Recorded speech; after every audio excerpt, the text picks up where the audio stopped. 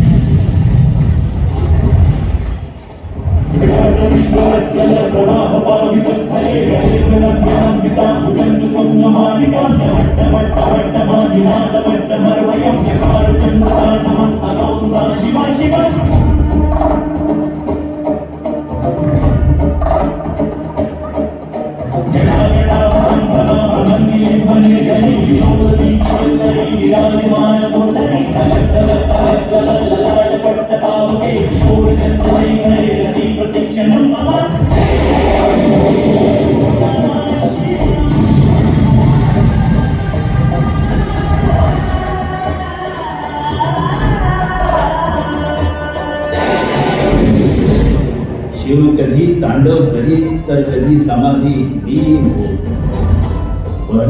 पण त्यामुळे सृष्टीचे संचालन दोलायमान. चिंतित झालेला ब्रह्मा आणि विष्णूने आदिशक्तीची आराधना केली. आदिशक्तीनं त्यांचं म्हणणं मान्य केलं आणि प्रजापती दक्षाच्या इच्छेनुसार त्याच्या पोटी अवतार घेतला सतीचा.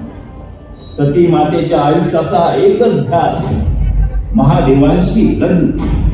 परंतु तिचा पिता दक्ष महादेवांना न मानला.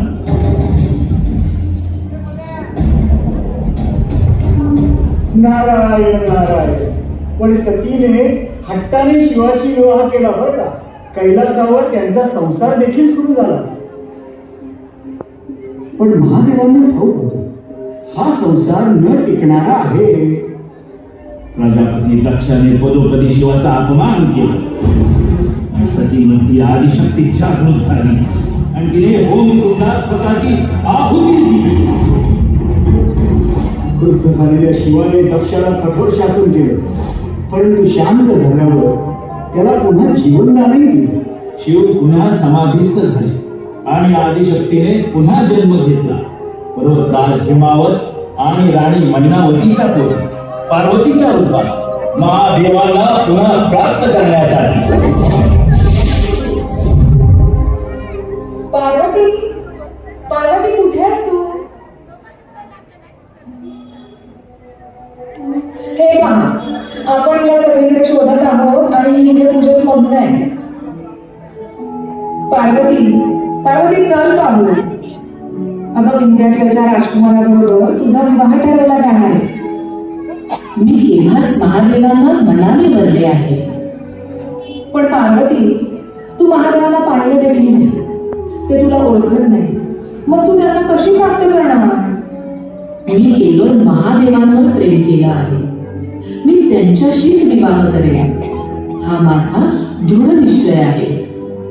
मी हेही जाणते की त्यांना प्राप्त करणे सोपे नाही. मी कठोर तप करेन. त्यांना मिळवण्यासाठी कठोर परिश्रम करेन. ते माझ्याकडे येत नाहीत म्हणून काय झालं? मी त्यांच्याकडे जाईन.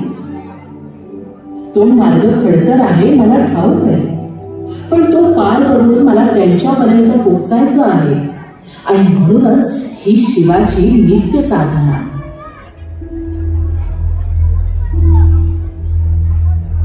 पार्वतीची आई मैनावती पार्वतीला महादेवापासून दूर ठेवण्याचा आटोकाट प्रयत्न करीत होती. पार्वती शिवाला पाहण्यासाठी भेटण्यासाठी आतुर होती, व्याकुळ होती. ऋषी दधीची यांनी दिलेल्या बेलाच्या दिव्य बाणामुळे पार्वती मातेचा महादेवांना भेटण्याचा मार्ग सुकर झाला. आणि ती पोहोचली जिथे शिव समाधी लीन होते. एकेका पावलावर पार्वतीला तिचा पुनर्जन्म आठवत होता.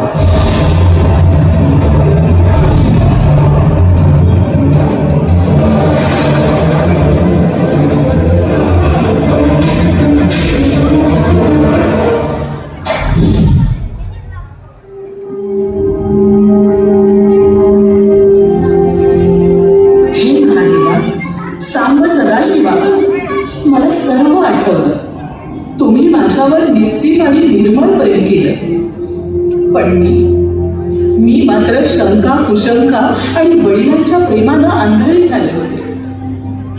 तुमच्या प्रेमाला मी ओळखूच शकले नाही.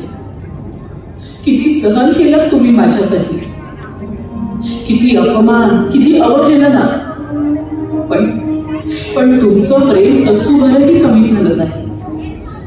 तुमच्या प्रेमाला पात्र होण्यासाठी आणि माझ्यावरचा कलंक पुसण्यासाठी मी स्वतःला अग्नीत दहन केलं आणि पुन्हा या पार्वती रूपात जन्म घेतला, केवळ तुमचं प्रेम पुन्हा प्राप्त करण्यासाठी. डोळे उघडा ना महादेव, तुमची पार्वती तुमच्या समोर आहे. हा पहा रुद्राक्ष, ज्याला साक्षी मानून तुम्ही मला लग्नाचं वचन दिलं होतं, हा मी तुम्हाला समर्पित करीत आहे.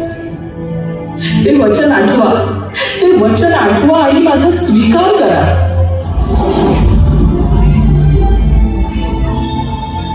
पार्वती माता रोज येऊन महादेवाची पूजा करत होती. पण महादेव समाधीमधून काही बाहेर येत नव्हते. नारायण नारायण. मग पार्वतीच्या साह्याला आला कामदेव. त्यांनी आपल्या मदन बाणाने शिवाची समाधी अवस्था भंग तर केली, पण शिवाने क्रुद्ध होऊन आपल्या तिसऱ्या नेत्राने कामदेवास भस्म केली. पार्वतीकडे न पाहताच महादेव तिथून निघून जाऊ लागताच विचलित झालेली पार्वती त्यांना साथ देते. स्वामी, तुमची पार्वती तुमच्या समोर असतानाही तुम्ही माझ्याकडे न पाहताच असे कसे राहू शकता? मी वैरागी आहे पार्वती. तू सती रूपातून पार्वती रूपात आलीस, परंतु विकारयुक्त या शरीरास शुद्ध करण्यासाठी तुला घोर तपश्चर्या करावी लागेल. पण हा मार्ग सोपा नाही, अत्यंत कठीण आहे. या मार्गात पावलोपावली तुला अडचणी येतील आणि त्या मीच तुझ्या वाटेत पेरीन. मी कोणत्याही आव्हानाला सामोरी जाईल, पण तुम्हाला पती रूपात प्राप्त करेनच. पाहू, मी तुला केव्हाच ओळखलंय पार्वती. ही कठोर साधना केवळ तुझी नाही, माझी पण आहे. कारण तुला पत्नी रूपात स्वीकारण्यासाठी मीही तुझ्या इतकाच व्याकुळ आहे. पण तुला या मनुष्य देहातून आदिशक्ती रूपात साधनेद्वारे येणं गरजेचं आहे आणि तोपर्यंत मला प्रतीक्षा करावी लागणार आहे.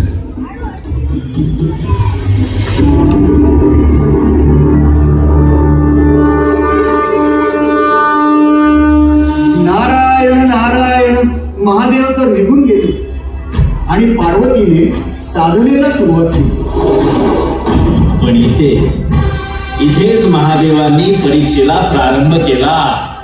पूजेसाठी पार्वती शिवलिंग तयार करायची आणि ते शिवलिंग गुप्त व्हायचं. आणि मग मातेच्या मदतीस आले तिचे बंधू श्री विष्णू नारायण. नारायण नारायण. हर हर महादेव, हर हर महादेव. महादेवा, मी तुमची पूजा करीत आहे. मला सफल होण्याचा आशीर्वाद द्या.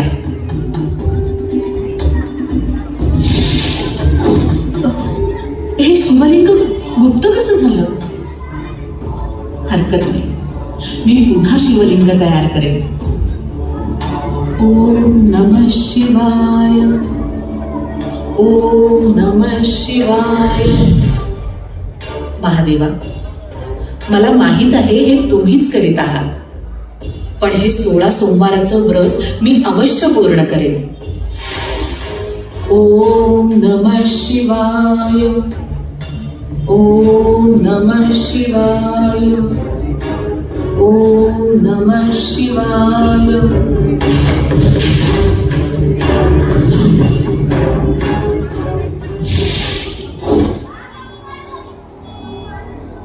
ताई, थोडे पाणी मिळेल का?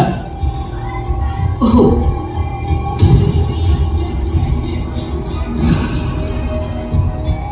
तू शिवलिंग तयार करीत आहेस ना पूजेसाठी? हो, पण ते पूर्ण होत नाही. एक सांगू, मला एक वरदान आहे की मी तयार केलेलं शिवलिंग भंग होत नाही, ते पूर्णच होत. पण ही साधना माझी आहे, त्यात तुमची मदत मी कशी घेऊ? शिवलिंग तूच तयार करायचंयस ताई.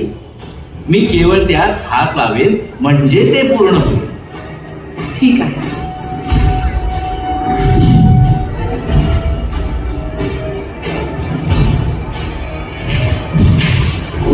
हे पा, झाले पूर्ण शिवलिंग. आता तू तुझी साधना निश्चिंत होऊन पूर्ण कर. आणि हो, एक सांगायचंच राहील, तुझ्या विवाहाचा मुहूर्त भाऊ म्हणून मीच करणार आहे. तुझी साधना पूर्ण हो. ऋषीवर, मी आपले अत्यंत आभारी आहे. पार्वती माता कठोर साधना करू लागली. साधनेच्या एक एक वळणावर ही मनुष्य देहाचे सारे विकार दूर करते. अग्नी, जल, वायू, आकाश, पृथ्वी या पंचतत्वांना अधीन करून घेतले. तिकडे पार्वतीच्या या नव्या आदिशक्ती रूपाला पत्नी रूपात प्राप्त करण्यासाठी महादेवही अधीर झाले आहे. नारायण नारायण. पार्वती मातेची साधना पूर्ण होते आणि तिथे शिवप्रभू प्रकट होतात.